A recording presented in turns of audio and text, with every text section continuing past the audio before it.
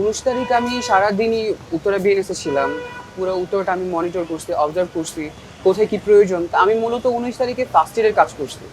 তো এটা আমার ফ্যামিলিও জানতো না, আমার ফ্রেন্ডরা জানতো, বাট তারা আমাকে শেল্টার দিতে পারে নাই, সাপোর্ট করতে পারে না, তাদের ফ্যামিলি থেকে না করে দিছে। তো পরবর্তীতে সারাদিন যে আমি আমার আহত ভাই বোনদেরকে সাপোর্ট করছি, হেল্প করছি, ইভেন ওদেরকে ফার্স্ট এড দিছি, দেন ওদেরকে মেডিকেলে পাঠানো হয়েছে।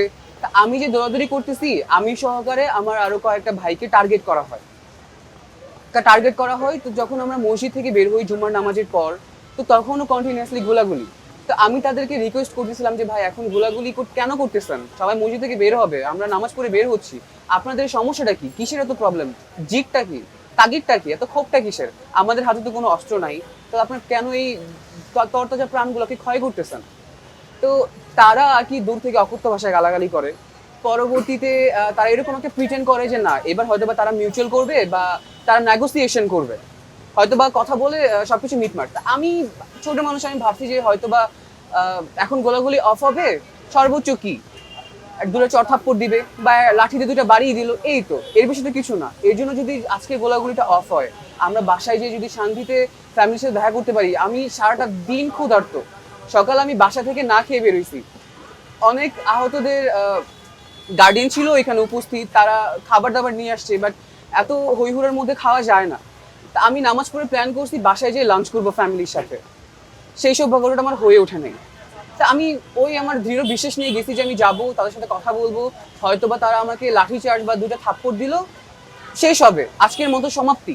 কিন্তু এটা আমার ভাবনাটা ছিল ভুল। আমি সামনে যাই, তারা তাদের টিম থেকে 2জন পুলিশ দৌড়ে আসে আমার দিকে, ইভেন এক পর্যায়ে ধাক্কাধাক্কি করে, আমার কোমরে বেল ধরে ফেলে, আমি এক স্টেপ ধাক্কা দিয়ে পেছনে আসি। তো তাদের মন্তব্য ছিল যে সামনে চল, সাইডে চল, তোর সাথে কথা আছে। তা আমি বলছি যে আমি যাবো না, আমি কেন যাব। তো ওইখানে 2জন ছিল, একজন সিনিয়র, ওই সিনিয়র পার্সনটা বলতেছে যে তুই সাইডে যাবি না, আচ্ছা ঠিক আছে। তো পেছন থেকে তারা আর কি শটগানটা একদম বের করে ঠেকিয়ে ফায়ার। ওটা ছিল ব্রাশ ফায়ার। একটা ফায়ারের মধ্যে প্রায় 250 থেকে আপনার 300-র উপরে ঊর্ধ্বে প্যালেট থাকে, যেটা আর কি আপনার ক্যানটা ব্রাস্ট হয়ে দেন দূরে যে ছিটকে গায়ে লাগে, আঘাত করে। বাট এটা একদম শর্ট রেঞ্জের করার কারণে আমার ক্যানটা ডিরেক্ট পেটের ভেতর ঢুকে যায়, এবং পেটের ভেতর ঢুকে যেয়ে ব্রাস্ট হয়। এর জন্য আমার ক্ষয়ক্ষতির পরিমাণটা বেশি। আমার অ্যাবডোমেনের 55% কেটে বাদ দেওয়া হয়েছে, আমার ডান পাশে কিডনি ড্যামেজ, এখনো ভেতরে 250টার মতো প্যালেট আছে। আর যেই কিডনি ড্যামেজ সেখানে প্রায় 12টা থেকে 18টা। তো এইটা অনেকে আর কি অদ্ভুত চোখে দেখে যে এই ছেলে বেঁচে আছে কেন। তা কি ভাই, আমি মারা গেলে কি আপনারা খুশি হতেন? তো অনেকের কথা যে 250টা কিভাবে, কিন্তু বেশিরভাগ মানুষ জানেনই না যে ব্রাশ ফায়ারটা কি, ইভেন ওটার ক্ষতি কি হয় বা ওটার পরিমাণটা কি। তো তারা না জেনে যে এই মন্তব্য কমেন্টটা করে, এটা একটা মানে হৃদয় খরণের মতো।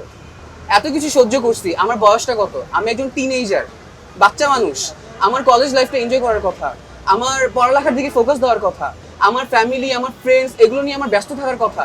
সেইখানে আমি আমার মানে মেডিকেলে আমি কাতরাচ্ছি, বাঁচবো কিনা আমি জানি না। ওই আর্তনাদগুলো আমার পোহাতে হচ্ছে, আমার ফ্যামিলির কান্না, আমার সমাজের কান্না আমার দেখতে হচ্ছে।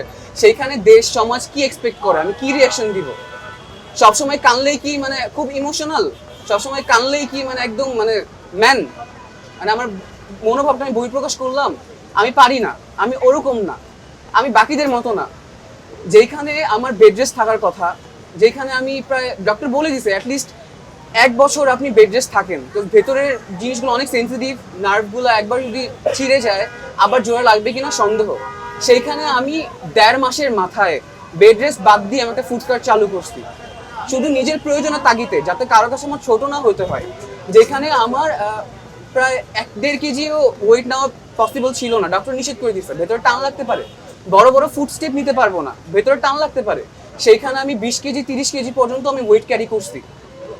ওয়েট ক্যারি করে আমি আমার দোকানটা সচল রাখছি, জাস্ট নিজের তাগিদে, নিজেকে স্টেবল করার জন্য, যাতে কারো কাছে আমার হাত না পাততে হয়, কারো করোনার আশ্রয় না নিতে হয়।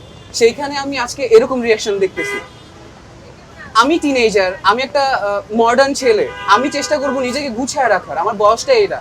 তো যখন আমি ফুড কার্ট চালু করি, আমি দোকানে যাই, নর্মাল কাপড় চোপড় পরে যাই, তখন মানুষ বিভিন্ন রকমের মন্তব্য পেশ করতো যে এই ছেলেকে তো দেখে মনে হয় না যে আহত। ভাই, মানুষে হাসে কষ্টেও, মানুষের কাছে মানে কান্না করে দুঃখেও, বাট আমার সব মিলে গেছে, আমার দিন রাত সব একাকার হয়ে গেছে। আমার এখন পাগলের মতন শুধু হাসি, আমার কান্না আসে না। তখন থেকে এখন পর্যন্ত কান্না, আমি কাঁদতে পারি না, এটা কি আমার মানে উইক পয়েন্ট? আমি জানি না আমি কেন কান্না করতে পারি না, মানুষের কাছে আমি আমার সমস্যাগুলো তুলে ধরতে পারি না, যেই কারণে আমার এত মানে উল্টাপাল্টা কমেন্টের ফেস করতে হয়। তো এটা আমার জন্য খুবই আরো মেন্টালি ভেতর থেকে মানে ড্যামেজ করে দেয় এই ব্যাপারগুলো। এই বছরেরই জানুয়ারি ফেব্রুয়ারির দিকে উত্তরে 7 নম্বর একটা ইনসিডেন্স হয় যে একটা দম্পত্য কাপল তাদের উপর কি বলো এটাকে, দম্পত্য কাপল তাদের উপর আর কি অ্যাটাক হয়। আপনার যে ডাকাত বা ছিনতাইকারীরা আর কি মানে দাবুটি দিয়ে আর কি কোপ দেওয়ার একটা ইনসিডেন্ট খুব ভাইরাল হয়, এটা 7 নম্বরে। তো 7 নম্বরের যে কল্যাণ সমিতি ছিল বা এখানে যারা সিনিয়র সিটিজেন দায়িত্বরত, তো তারা আর কি জিনিসটা দেখে যে তাদের সমাজ তাদের সংশোধন করতে হবে, তো করুক তাদের সমাজ সংশোধন। তো হঠাৎ করে একদিন প্রায় রাত 10টার দিকে ওইখান থেকে কমিটি আসে মানে ওই রোডে যেখানে আমার ফুডকার্টটা ছিল, এসে বলতেছে যে আপনাদের ফুডকার্ট এখানে রাখা যাবে না, তো আপনারা সরায় ফেলেন, এখানে রাখা যাবে না, এটা সমাজের জন্য আর কি হুমকি স্বরূপ। এখানে আউটসাইডার আসে, আজে বাজে ছেলে মেয়ে আসে, এসে আমরা কিছু বলতে পারি না, এখানে আমাদের ফ্যামিলিও থাকে, আমি সম্পূর্ণ রেসপেক্ট করছি। কিন্তু তারা যে বললো এই 10টা বাজে মাঝরাতে এই দোকানপাট সরায় ফেলতে, আমি তাদেরকে রিকোয়েস্ট করছি দেখেন আমি একটু অসুস্থ, আমি আমার সমস্যা বলি নাই কিন্তু আমি কারো করোনা নিতে চাই না, আমি বলছি যে দেখেন আমি অসুস্থ, আমি এই মাঝরাতে আমি এই একা দোকান কিভাবে ঠেলে ঠেলে নিয়ে যাব। তো তখন তারা চিন্তা করছে ও তুমি সেই রাতুল। তো তারা যখন যে ইনস্ট্রাকশন যে দিচ্ছে যে একটা কাজ করো, তুমি তোমার দোকানে তোমার নাম নাম্বার বড় বড় করে লিখে যাও, আমরা দেখছি তোমার দোকানের ক্ষয়ক্ষতি হবে না, আমরা তোমার ব্যাপারটা দেখছি। তারা অনেক সাপোর্টিভ ছিল তখনও। কিন্তু পরের দিন আর কি আসর মাগরিবের নামাজের পর মসজিদ থেকে যে মসজিদের কমিটি তারা নামাজ পড়ে বের হয়, ইভেন কোনো নোটিশ বা কোনো কিছু ছাড়াই এক সিরিয়ালে যত দোকান ছিল সবগুলো ভাঙচুর করে। তারা মসজিদ থেকে মানে আমার কাছে ভিডিও আছে, ভিডিওতে বলতেছে আল্লাহু আকবার বা মাথায় সবাই টুপি পরা, তারা মসজিদ থেকে বেরোয় এক সিরিয়ালে সবগুলো দোকান ভেঙে ফেলে। এখন আমি বুঝলাম না তারা কি মানে জিহাদ ঘোষণা করলো আল্লাহু আকবার বলে, বা তারা কি তাগিদে এই কাজটা করলো। তাদের একবার ভাবা উচিত ছিল যে এখানে অনেকগুলা ফ্যামিলি চলে, এটার উপর অনেকে এক্সপেক্টেড ফ্যামিলি অনেক অতিবাহিত হয়, অনেকের চাহিদা পূরণ হয়, দিন যাপন করে। তো এইটা আর কি মানে অমানবিকভাবে না ভাঙলেও চলতে পারতো, তারা পুলিশের আশ্রয় নিতে পারতো, তারা সব বিভিন্ন সমাজকর্মের আশ্রয় নিতে পারতো, বাট তারা সেটা করে নাই, ডিরেক্ট ভেঙে দিছে। টাইলক্স টয়লেট ক্লিনার, যার অ্যান্টিব্যাকটেরিয়াল এজেন্ট টয়লেটের কোনায় কোনায় পৌঁছে 99% জীবাণু ধ্বংস করে।